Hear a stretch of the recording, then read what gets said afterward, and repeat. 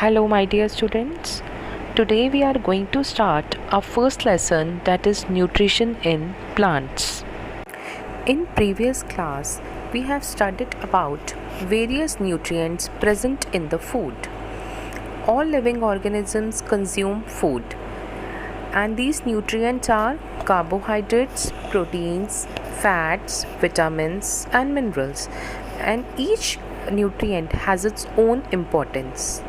सबका अपना अपना न्यूट्रिएंट्स का रोल है and these nutrients are present in the food and the way in which living organisms consume food they differ या mode of nutrition is different. Now we will see the definition of nutrition. The process by which organisms take in food and utilize it to carry out different life processes is known as nutrition.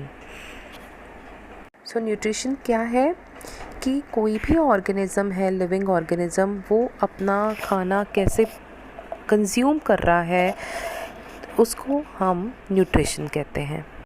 Broadly देखें तो living organisms के mode of nutrition को हम 2 modes में divide करते हैं.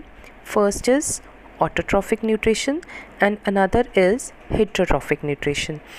Autotrophic nutrition, mode of nutrition in which organisms can prepare their own food from simple substances is known as autotrophic nutrition, in which auto means self and trophos means nutrition.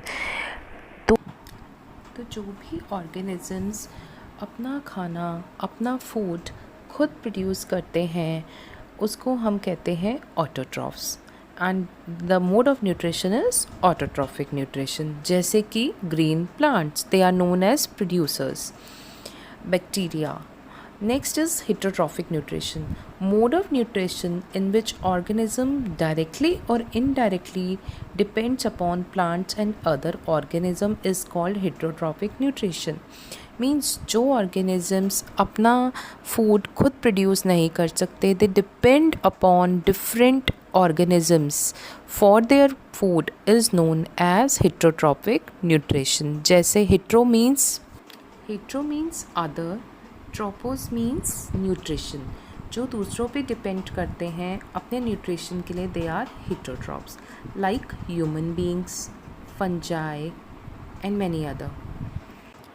In this chapter, we will study about autotrophic nutrition in plants. The process by which green plants prepare their own food using sunlight, chlorophyll, water, carbon dioxide is called photosynthesis. आप लोगों ने ये छोटी classes में study किया हुआ है कि what is photosynthesis. जो that plants are called producers. क्यों उनको प्रोड्यूसर्स कहते हैं? बिकॉज वो अपना फूड खुद प्रोड्यूस करते हैं by the process photosynthesis. Photo means light and synthesis means putting together. Now here I had tried to show you photosynthesis in a flowchart manner. Okay, so first of all look into the reaction here. Energy, that is sun's energy, sunlight, when combined with carbon dioxide plus water, they gives glucose plus oxygen. Means what does this mean? When sunlight it combines with carbon dioxide and water in the presence of chlorophyll, they form glucose जो food है plants का, plus oxygen is released in the environment and that oxygen is taken by human beings. जो भी oxygen photosynthesis के process के time पे release होती है, that is taken by the human beings and we release carbon dioxide. वो carbon dioxide वापस plant ले लेता है and in this way cycle goes on. Leaf is the site for the photosynthesis. ये photosynthesis food production का process कहाँ पे perform होता है सेल के प्लांट के अंदर?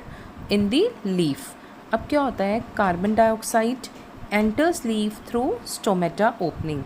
लीफ के ऊपर छोटे छोटे से टाइनी पोर्स होते हैं that are known as stomata.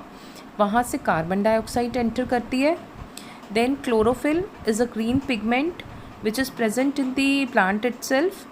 It captures sun energy. Then photosynthesis needs water. Water is absorbed by the roots. And what happens? The photosynthesis take place, and glucose, which is also known as food of the plant, is produced and oxygen is released.